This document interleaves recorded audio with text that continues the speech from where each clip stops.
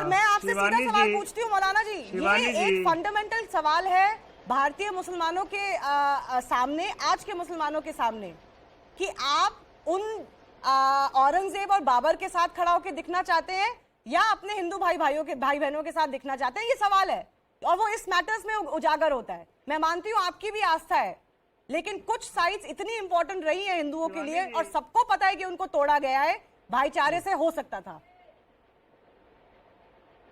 शिवानी, हमारा, let me clarify that, मुगलों से, इन्वेडर्स से आज के मुस्लिम्स का कोई लेना देना नहीं है इंडियन मुस्लिम्स का। We have nothing to do with invaders, we have nothing to do with Mughals. हमारा कलर, हमारा रंग, हमारा ब्लड हमारे हिंदू भाइयों की तरह है, हमारे वंशज भी उन्हीं में से हैं, उनके वंशज भी हमारे में से ही हैं।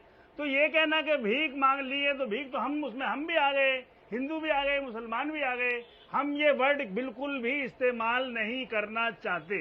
हमारा पॉइंट सिर्फ ये है कि today when country is facing job issues, health care issues, other developmental issues, we should not indulge in the Hindu-Muslim. We should not further polarize our country. We should not fight in on Hindu-Muslim issues.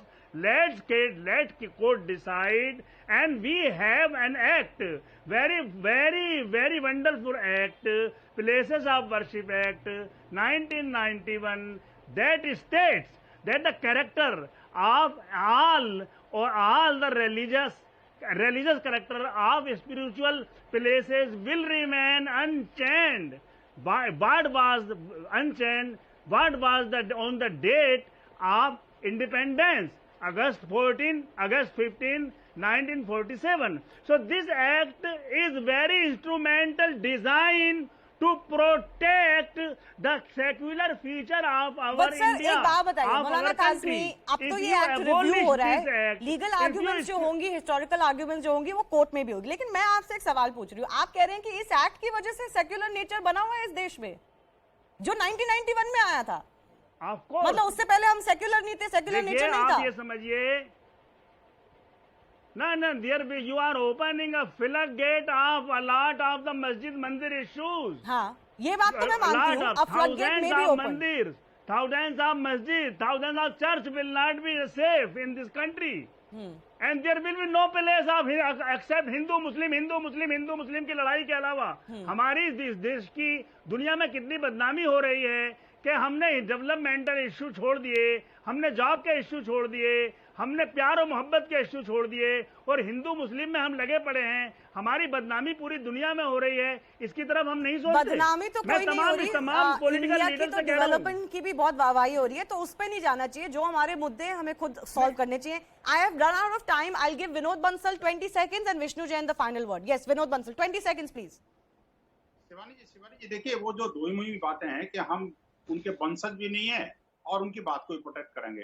दूसरी बात ये कि ये कह रहे हैं कि places of worship act, अरे भैया जो हिस्टोरिकल रॉन्ग्स हैं उनको ठीक कौन करेगा आखिरकार? और जब आपका उनसे कोई रिश्ता नहीं है तो फिर बलवा किसका? आप ये जो आपकी सांप्रदायिक सौहार्द बिगड़ने की भावना क्यों खराब हो रही है भाई? क्योंकि आप उनसे अटैच होना चाहते हैं। और तीसरी बात ये कि जिस तरह से ये हाशमी ने बोला, we do have strong objection to it. ऐसे व्यक्ति को देश के बहुसंख्यक हिंदू समाज से माफी मांगनी चाहिए, अविलंब माफी मांगनी चाहिए। ये जिस तरह से बातें कहा इन्होंने, एक तो एडवोकेट होकर के इन्होंने जिस भाषा का प्रयोग किया है वो इन्होंने अपनी संस्कृति के दर्शन करा दिए। Ideally, these matters could have been solved post-independence, but it is our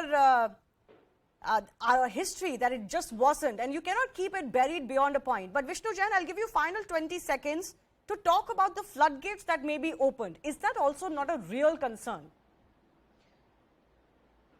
See, this is not a real concern because ultimately all the matters will travel to the civil court of various districts, and the civil court on its own facts of each case will examine the religious character of the property in question. So there is no question of opening of the floodgates. The matter will travel to the judicial scrutiny. It is not that if today Places of Worship Act is repealed, tomorrow everything will be given to the members of the Hindu community or the vice versa. It will only lead to disputes before the court of law, Okay. which is a constitutional mechanism. And the courts of law will decide whether this dispute has a merit or not. All That's right, it. fair enough. I've run out of time. Now this matter is before the Supreme Court 3-judge bench. Let's see how it goes. There's already that Gyanvapi issue which is already in court.